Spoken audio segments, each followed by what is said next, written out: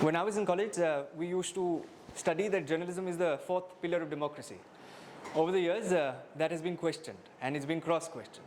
Very few people who can shift between news and noise. Very few people who can actually talk about change and then bring about change. And to not go extreme left and extreme right. In a world where polarization and dichotomization is something that is happening across, there are very few people who speak nothing but the truth. I'm glad to present to you somebody who essentially has done that and championed that, and even left a news channel, left and started an independent YouTube channel, and now, as she tells me, an application in order to get you the news. Please join me in welcoming none other than Faye D'Souza. Faye, let me just start quickly by asking you that a question that I personally always wanted to ask you, and yesterday I was discussing this with someone. Said, don't you feel scared when you speak the truth?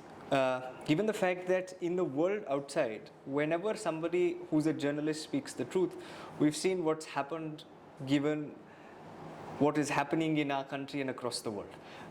So as a journalist, are you afraid of speaking the truth? Or do you ever get scared saying, you know, I should not report it in this manner because somebody will take an offense on it? So, I think that especially the world that we live in right now, people are always going to get offended. And that's something that you can't really avoid. Especially when you're in public life and, you know, when you're publishing to a large number of people, people are going to get, somebody is going to get upset at all points. But I find that if you make sure that you've done all of your background work, which is you're fact-checked and you're sure about, at least for me, if I'm sure about the information that we're putting out, that we've not made any errors. And the result of the environment that we live in is that we take an extra amount of time to double-check and to really make sure that we're not making any mistakes. There are certain sort of measures that I follow over and above what journalism dictates to us, which is we write content that's not triggering. I don't pick up stories that I believe don't add value to our audience. So we won't write about every single murder that has happened. Right? We won't write about every single rape that has happened. Because to some extent, I think preserving the mental health of the audience is also, is also important. But I'm not afraid of the truth. I'm afraid of getting something wrong. I'm afraid of making a mistake, because then we'll get a legal notice and then we'll have to go to court and we'll have to. So if you've done the job the way it is meant to do, where it's meant to be done, and then you get a legal notice, then it's okay, because you know that you've got nothing to worry about, because you've done the homework, you've not made a mistake, that's fine. But I'm more afraid of getting something wrong, because then you're on the back foot and then it becomes really difficult. So that's my real fear. So facts are the real fear and not the truth. The truth is something that you can speak to camera and in person as well, which there are very few people that I've met who can do that. And the reason I say this again is fully cognizant of the fact that the world outside is very different from the classroom inside. And seeing some of these people go out into the world and actually having to navigate those different shades of truth. I'm sure you've faced this. I've seen you face it on television. We hear about it, and even otherwise. Doesn't it get hard sometimes? And how do you deal with the criticism, the negative feedback, and people who are pulling you down? Because even in this age bracket, of 16 to 22, peer pressure, negative criticism, and a lot of trolling from one to another happens. So how do you deal with this? Actually, I'm more interested in what they have to say at this point. How many of you actually believe that it's difficult to tell the truth right now? Wow, that makes me really sad, actually. I'm sad that to see so many hands come up. I wish that were not true, and I'm not going to sort of rebuff you and say, no, what rubbish, it's not true. So if so many of you feel that way, it probably is. And there's a combination of many things in the environment, I think, that we live in. Social media is maybe at the forefront of that change. The fact that every time you say something, you're no longer saying it just to a room full of people. Somebody has a camera out, it's going out there, or if you write something on your Instagram, a bunch of people, you're sort of opening yourself up to criticism of people who don't know you personally.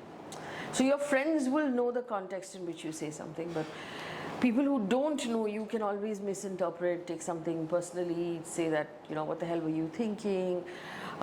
There's a deep cancel culture in the world we live in. I met a young person at the debates we did yesterday, who came up to me and said she wanted to be a documentary filmmaker, but she's worried about, and it was a very specific worry, right, from such a young person. She was in college. She said, I'm very worried about taking advantage or being a predator on the poor who will be my subjects. Right? And I've never heard that from such a young person.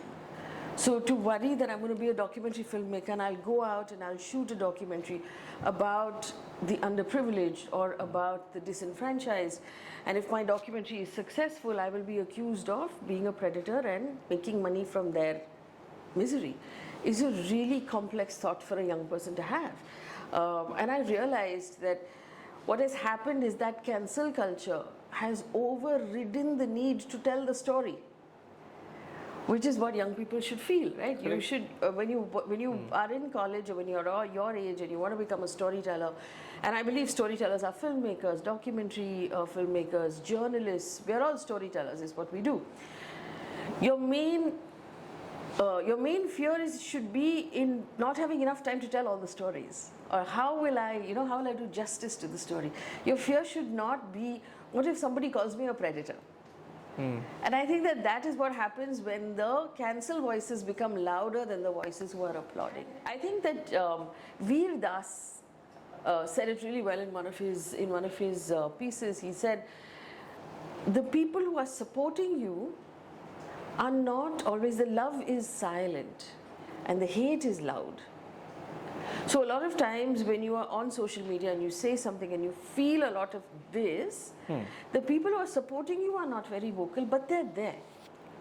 So you should always have faith in the fact that there are a lot of people who are silently supporting you. And just because they're not loud, it doesn't mean they're not there. And at the end of the day, there is nothing more powerful than the truth. Because when you stay with the truth, and I believe that if your intentions are in the right place, you always will. See, the other thing I keep telling my team is, right, we're all humans.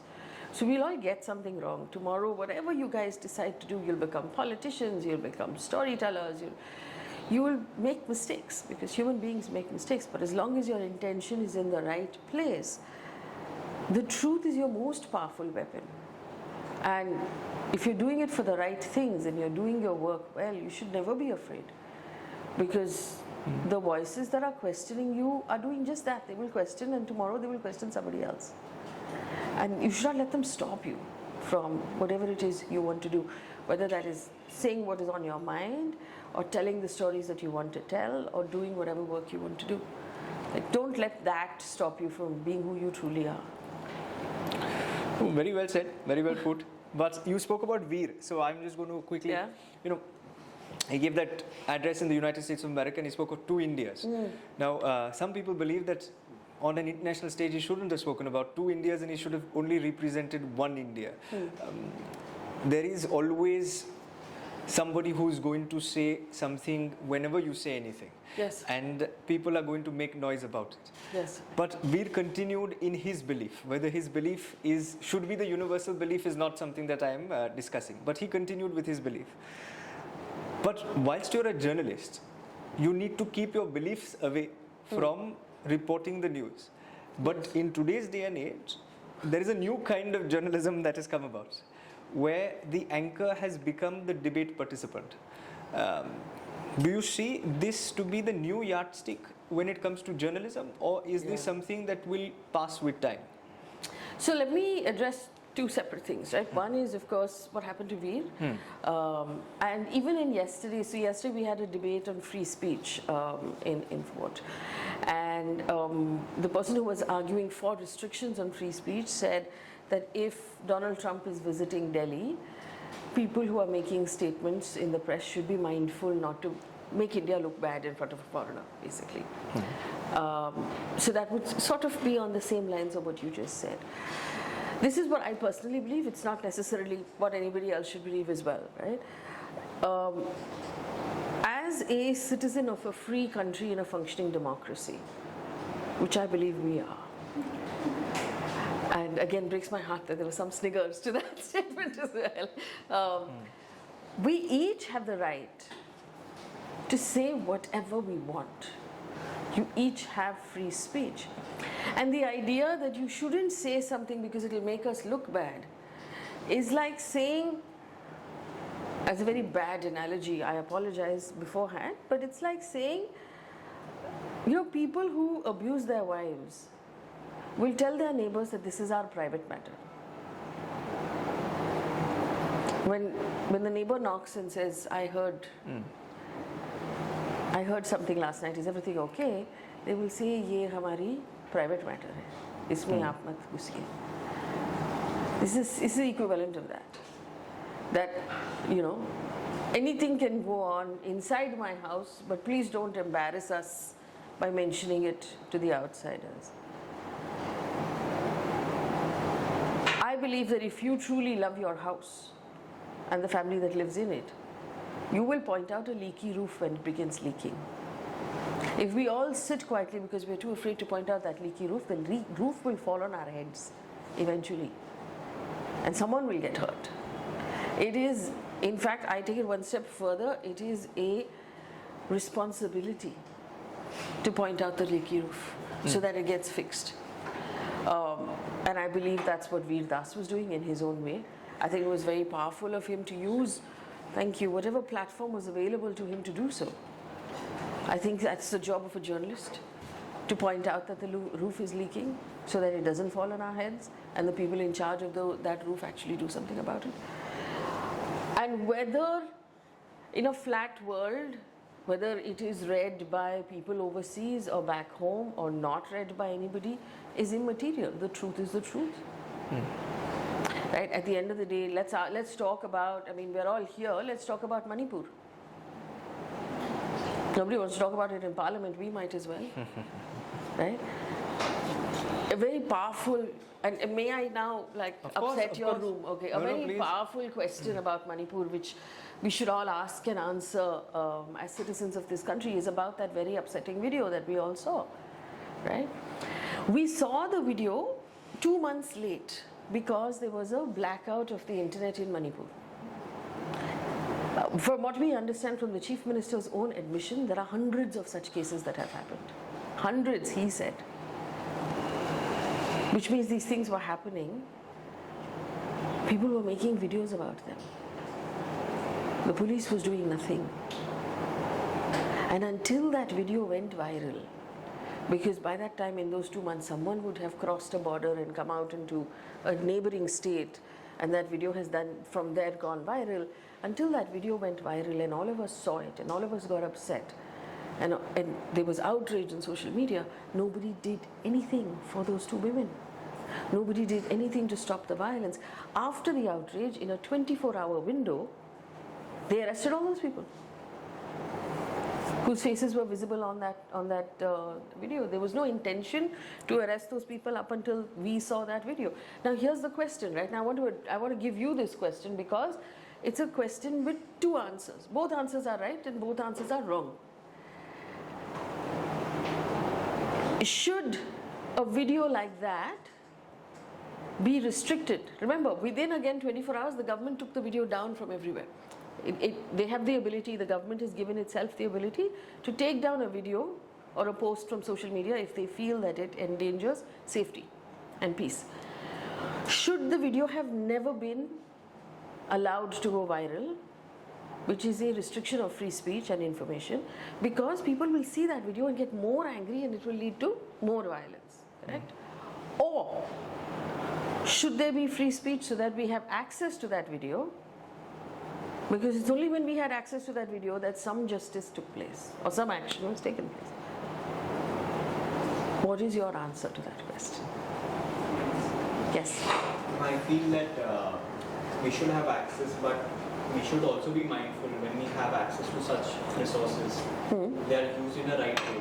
Because today we live in a world where getting a video and sharing it or forwarding it is very easy. Yes. But analyzing the the sources of it, as we mentioned earlier, is very, very important, because we don't know that what would be the result of what we are forwarding.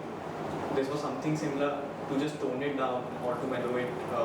I would say that this is something similar to what happened during COVID, where we spread misinformation easily. So I feel in a way access is needed, but we also need to restrict it, saying that something has to be restricted in a zone because we don't spread it too much. So by restricted, you mean restricted by government or self-regulation?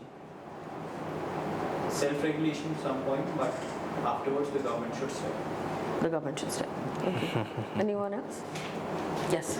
I think that the access should be given, but the people while seeing the information should use their own minds. They should not blindly just believe anything that they should do their own research. Good. Anyone else? Yes. Okay, I believe that we cannot compare it to whatever happened in the past. Of course, there can be deep fakes, but that essentially doesn't give the right, like the government does not have the right to take it down. Okay, it was there for 24 hours, and as you said, that is the only reason that that girl possibly could get justice. So I think the government should not restrict anything, and it is upon an individual to think and go back to the source to know if that is an original video or a deep fake. Yeah. But I think we cannot even compare it to what happened during COVID, because this is about a girl who was stripped of her rights, and the government doesn't have any right to restrict it. No, I find this really interesting because, like I said, right, both answers are right and both answers could be wrong. So it's about how we feel, and I'm really enjoying how you're articulating these. You wanted to say something? Also, yes, in the back. Did you raise your hand? Okay. Also, for you, the next question, follow question, would then be when you say government should restrict, who decides and on what basis? Would be the next step to that answer. If we say government should restrict, because tomorrow government will restrict Veer Das. Correct? So that also depends on certain external factors. This is what I would like to do. For example, if there's a situation that what happened in Manipur, we ended up having a lot of communal violence.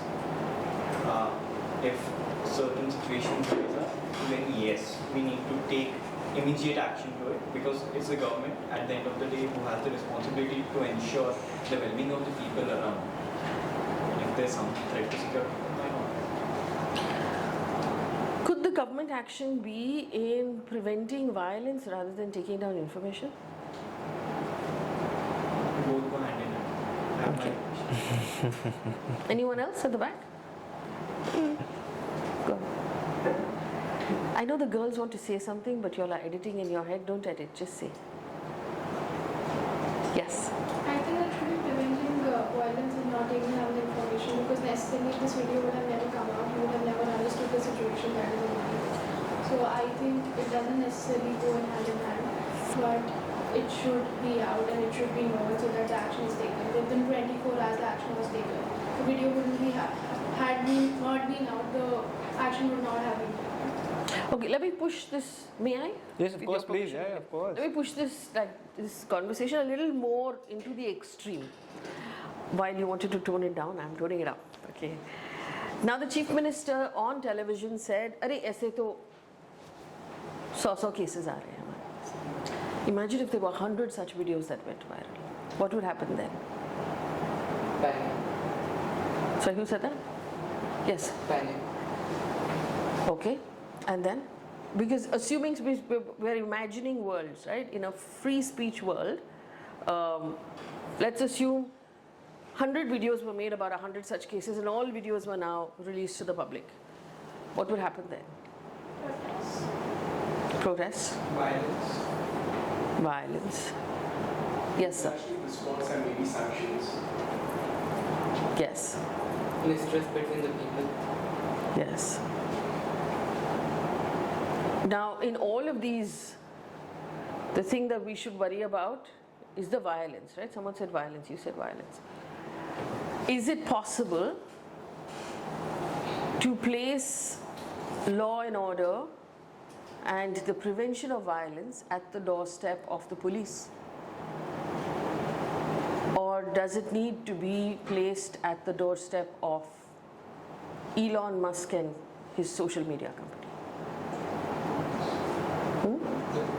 The police, right? But then the police will also say that, hey, you know, we can't be in every street at all the time, right? So we can't control something like this. It spreads like fire. Then what do we do?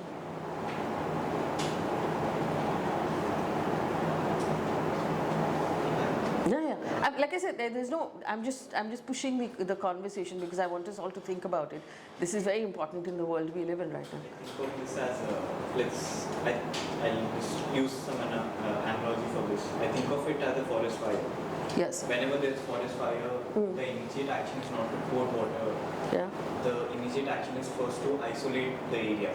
So it's very important that we use both the methods wisely, because today we have, press and media who earlier than before is very accessible. So we need to isolate, but at the same time we need to ensure that we don't neglect it. So saying that it's only up to the police or the people who are, on the payroll of the government saying that you maintain law and peace, that's also wrong on us. While on the other hand saying that we are leaving it to the Elon Musk and party, that's also wrong. Because in the past we have seen instances where press and media were the ones who at times, poured fuel into the fire saying something like that. Okay, so imagine a world in which there are 100 such abuse videos that are floating around social media coming out of Manipur. Is that not a world, in your opinion, where we should all shut our laptops and go out into the street and stop everything? That such a thing actually happened in our country. Which incidentally it did. It has happened. Is that not a world in which we shouldn't even be talking here? We should be stopping the trains. We should be sitting dharna on the tracks. We should be sitting dharna on the roads. We should be sitting dharna at India Gate because such a thing happened in our country. Yes. I think that's essentially the way to go. Like, when you see it morally, that's the best thing to do, to shut everything off and protest out there. But then when we think from the overall perspective, I think that would just incite more of that violence. Because when you go out for that protest, there's always someone you are against. Like, then that someone will always retaliate. So I think it should be a combined effort instead of separating the police and the Elon Musk. I think it should be a combined effort between the two. While police cannot be in every street, there is network and there is a mobile phone in every street. So I think using that internet in a better way, how it is presented, would matter to a greater extent. While police should do its work, it cannot be in every street, but where there's a much larger fire, they should be there. And where there's a chance of igniting a fire, we can use the Elon Musk and try to calm it down out there. I want to hear some of the girls speak. We're talking about women's rights, and you all are not saying anything. I find it very interesting.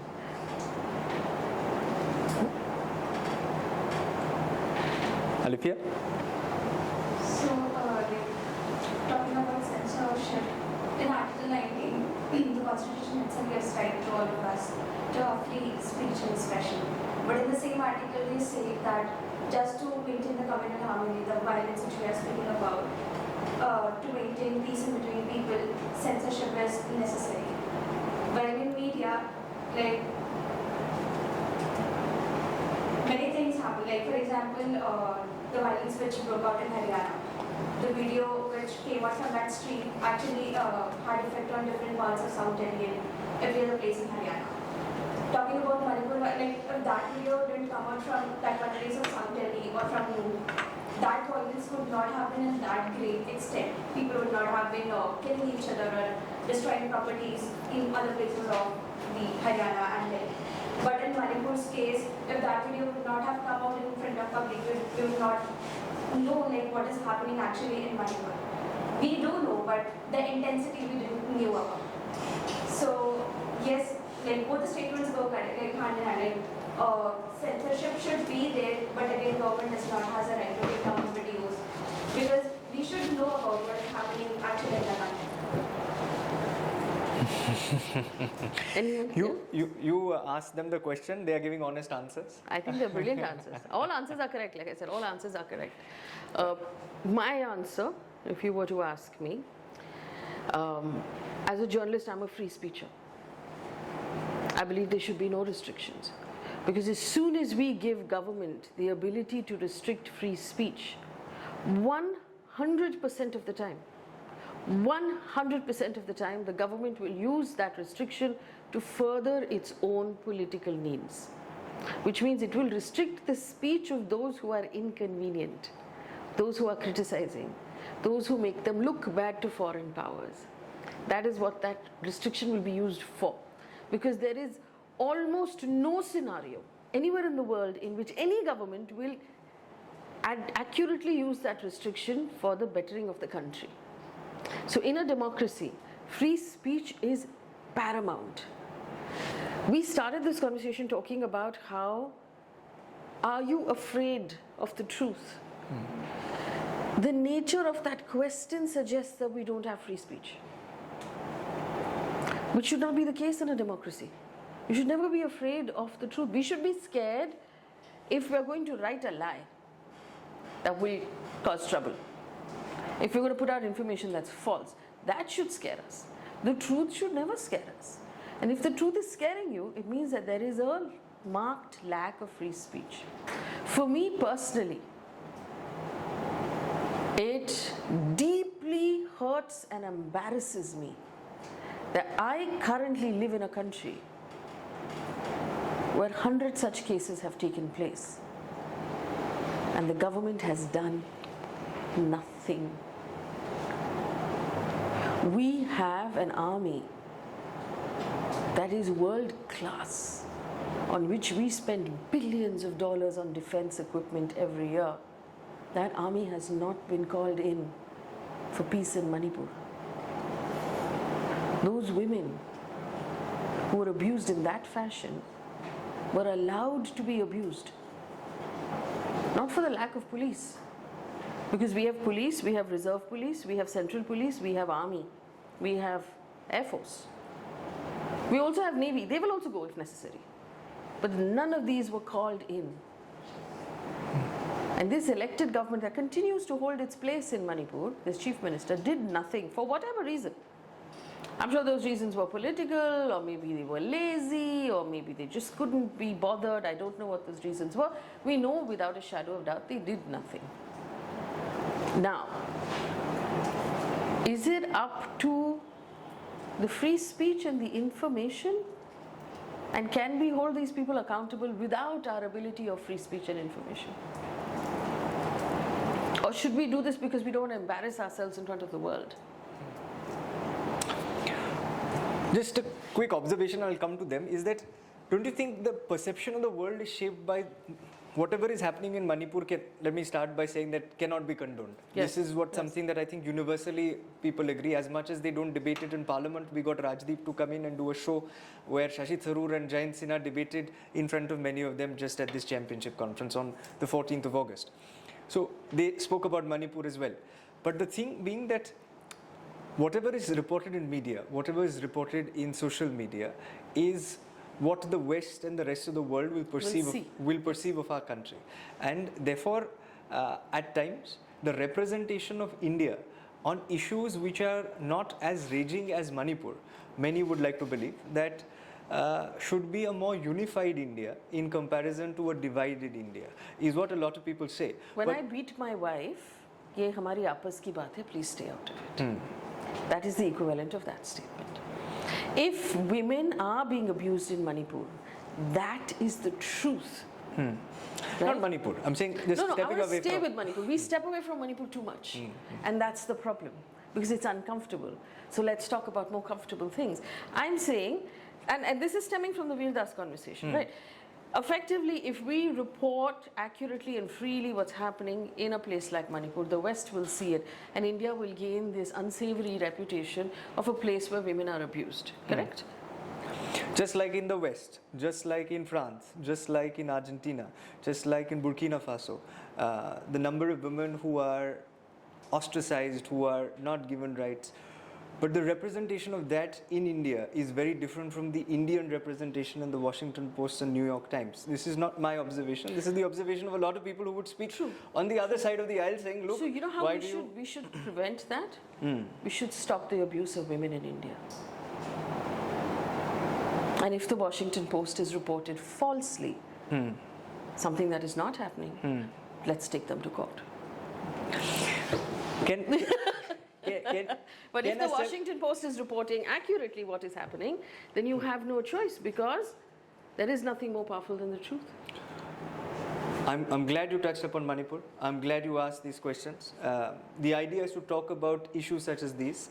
The idea with this conversation, and the biggest takeaway that I had, is that you continue to advocate free speech. You continue to say that you must raise questions, and you continue to ask them questions, which is not part of the plan of asking you questions, which is very happy, because honestly, mostly people come on this chair and then, or in conferences, and it's a conversation or it's a speech that they have delivered. It's never them asking questions to the audience. So I would love at some point, if where you ask questions to a larger audience or the larger leadership of the organization, and they get a chance to answer you, because I think there are very few people who are interested in knowing the opinions of young people. Most are interested in giving them opinions.